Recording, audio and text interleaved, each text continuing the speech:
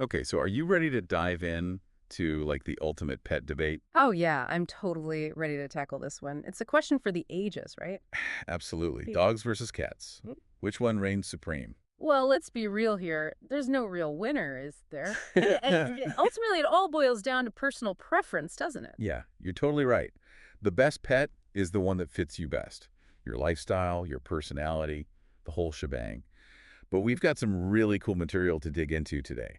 Like this debate we found between these two super passionate pet owners, it's full of interesting research and even personal stories. Yeah, and that's what we're going to do today, right? We'll sift through it all, figure out what's really at the heart of this whole dog versus cat thing. Exactly. We're not here to pick a side. It's Hmm. about understanding what makes each animal so special and why people connect to them so strongly. And who knows, maybe by the end, we'll have some new insights into this age-old rivalry. All right, so let's get started.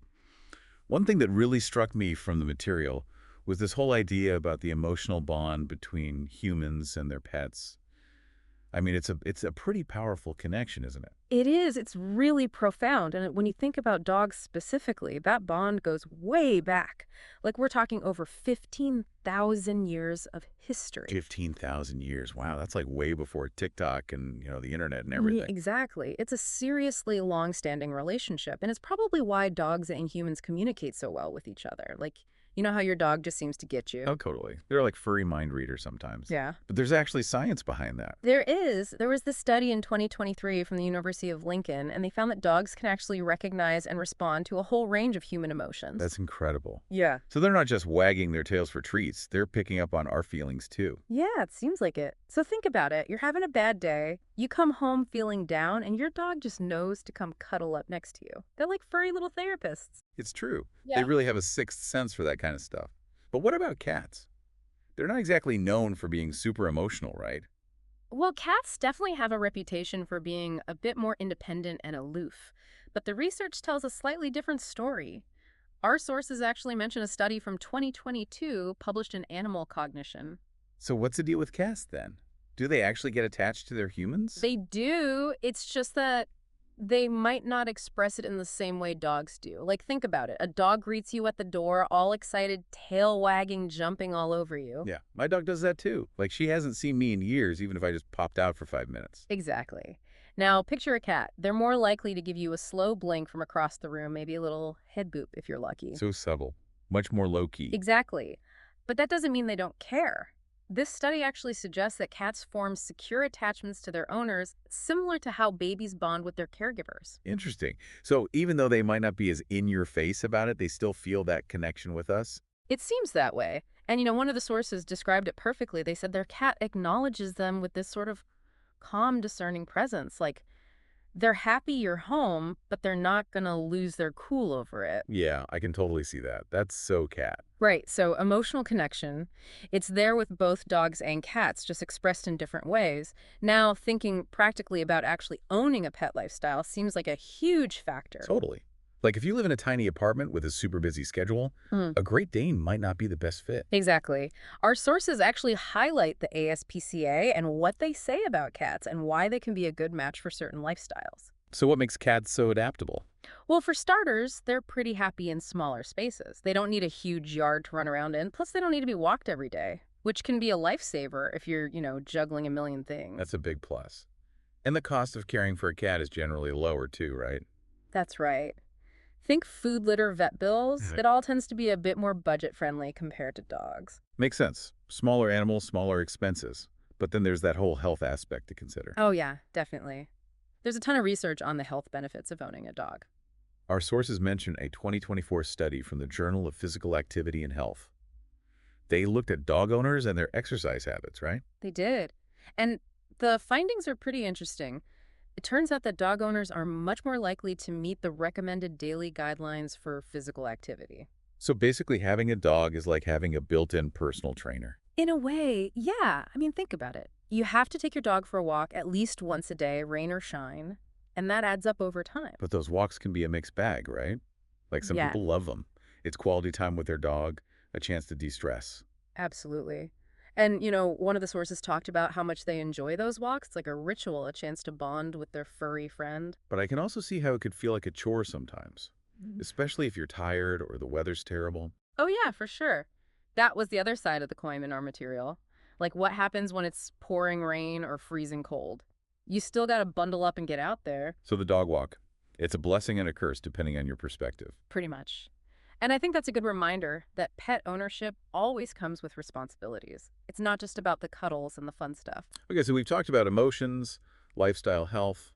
What about brains? Mm-hmm. Let's get into the intelligence factor. All right, let's talk smarts. Dogs are known for being incredibly trainable. Oh, absolutely. You see those amazing dogs doing all sorts of incredible things, like sniffing out bombs or helping people with disabilities. It's mind-blowing, really. And our sources point out that dogs can be trained for some really complex tasks, like detecting medical conditions like seizures. And it's incredible. It's like they have superpowers. And some dog breeds, like border collies, they can learn hundreds of words, even up to 1,000. 1,000 words. Seriously. It's like they're having full-blown conversations in their heads. It makes you wonder, right? What's going on in those furry little brains? But what about cats? Are they as smart as dogs? Well, it's not really a fair comparison because they have different strengths.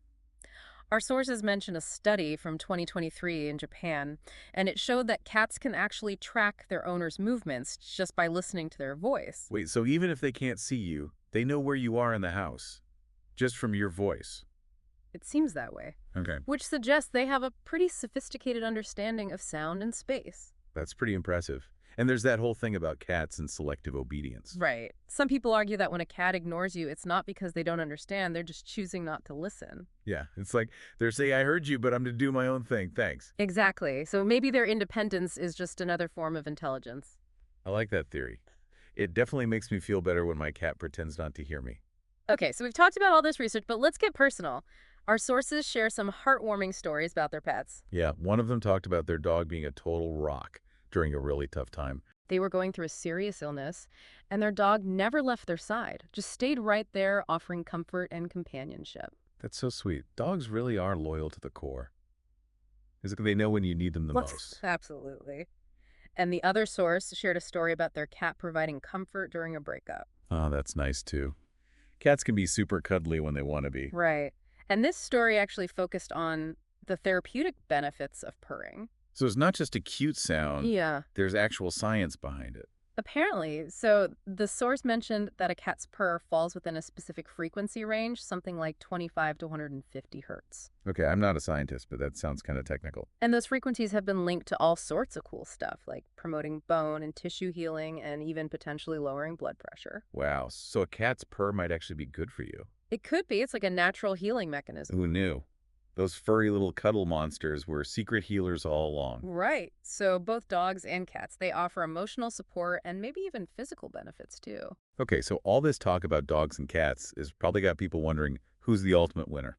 Well, the sources actually included a listener poll. So what were the results? Drumroll, please. It was incredibly close. Dogs edged out cats by a tiny margin, 52% to 48%. Wow, that is close. It's basically a tie. Pretty much. Which I think proves our point from the beginning. There's no clear winner. It all comes down to what you're looking for in a pet. Exactly. So as we wrap up this deep dive, what are the biggest takeaways for our listeners? Well, I think we've seen that both dogs and cats can form deep bonds with humans. They offer companionship, emotional support, and even potential health benefits. And their intelligence manifests in different ways too, like dogs with their trainability and cats with their spatial awareness and, selective listening skills. Exactly. So it's not about which animal is better. It's about finding the right match for your lifestyle and personality. So to all our listeners out there, whether you're team dog, team cat, or maybe even team Beauchamp, take some time to think about what you truly value in a companion. What kind of energy level works for you? What kind of emotional connection are you looking for? And at the end of the day, the best pet is the one that makes you the happiest. Couldn't have said it better myself. Thanks for joining us for this deep dive into the wonderful world of dogs and cats. We hope you enjoyed it. And until next time, keep those tails wagging and those purrs rumbling.